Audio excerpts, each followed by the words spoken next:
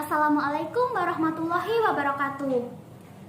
Gimana nih kabar kalian? Semoga di tengah pandemi COVID-19 kita semua senantiasa diberi perlindungan dan kesehatan oleh Allah Subhanahu wa Ta'ala. Amin amin ya rabbal alamin.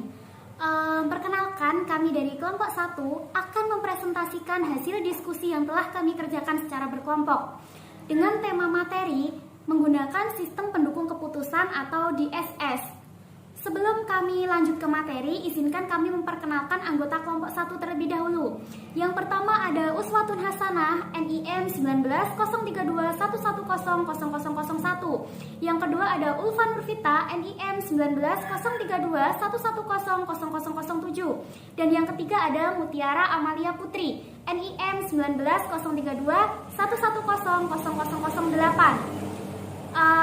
Setelah perkenalan, langsung saja yuk kita simak penjelasan materi yang akan dijelaskan oleh kelompok 1. Videonya.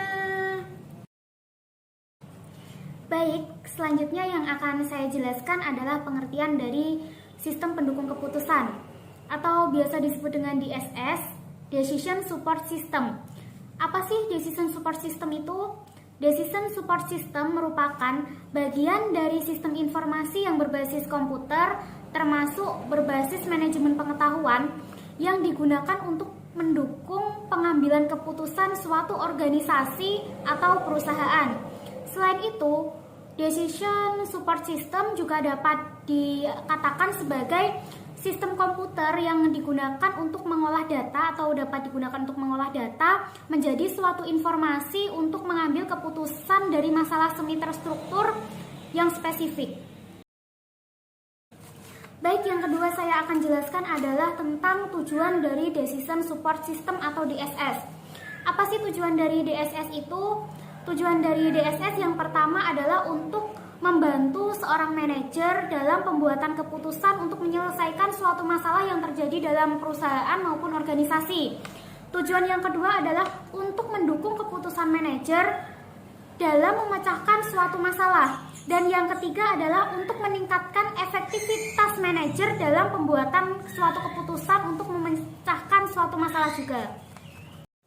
Yang ketiga adalah jenis keputusan DSS. Jenis keputusan DSS ini dibagi menjadi 3. Yang pertama adalah keputusan terprogram, yang kedua adalah keputusan semi terprogram, dan yang ketiga adalah keputusan tidak terprogram.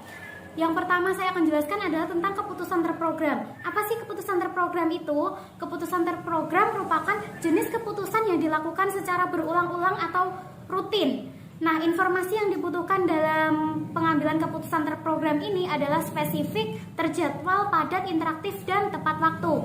Contoh dalam pengambilan keputusan terprogram ini adalah pemesanan barang, penagihan hutang, dan kelayakan untuk menentukan lembur suatu pekerjaan.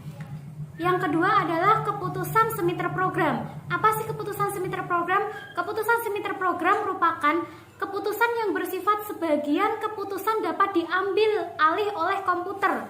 Namun, keputusan lain tetap harus dilakukan oleh pengambilan keputusan itu sendiri. Contohnya adalah dalam pengendalian suatu persediaan barang, rencana pemasaran, dan pengembangan anggaran departemen. Yang terakhir adalah keputusan tidak terprogram. Apa sih keputusan tidak terprogram itu? Keputusan tidak terprogram merupakan keputusan yang penanganannya itu rumit, karena dalam hal ini biasanya tidak terjadi secara berulang-ulang atau rutin.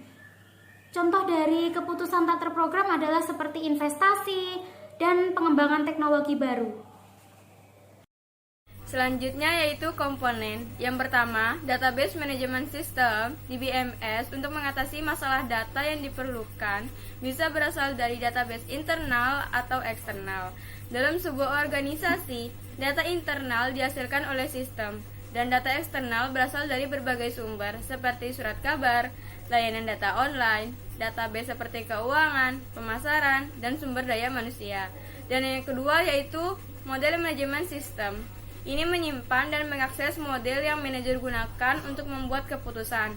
Model seperti itu digunakan untuk merancang fasilitas manufaktur, menganalisis kesehatan keuangan suatu organisasi, meramalkan permintaan akan produk atau layanan, dan lain-lain. Dan yang ketiga yaitu alat pendukung. Alat pendukung seperti bantuan online, diagram-diagram, interface yang mudah digunakan, analisis grafis, mekanisme koreksi kesalahan, memudahkan interaksi pengguna dengan sistem. Baik, selanjutnya saya akan menjelaskan mengenai manfaat dari penggunaan sistem pendukung keputusan. Adapun manfaatnya, yakni yang pertama, meningkatkan efisiensi dan kecepatan pengambilan keputusan. Yang kedua, meningkatkan kontrol, daya saing dan kemampuan pengambilan keputusan futuristik dari organisasi. Yang ketiga, memfasilitasi komunikasi interpersonal. Yang keempat, mendorong pembelajaran atau latihan. Dan yang terakhir adalah membantu mengotomatisasi proses manajerial. Selanjutnya yaitu tahap-tahap. Yang pertama, intelligence. Mencari kondisi yang akan digunakan untuk memanggil atau meminta sebuah keputusan. Dan yang kedua, design. Mengembangkan dan menganalisis alternatif tindakan yang memungkinkan dari solusi. Dan yang ketiga, choice. Memilih tindakan di antara dua tahap sebelumnya. Dan yang terakhir, implementation. Memakai tindakan yang dipilih dalam tindakan situasi pengambilan keputusan.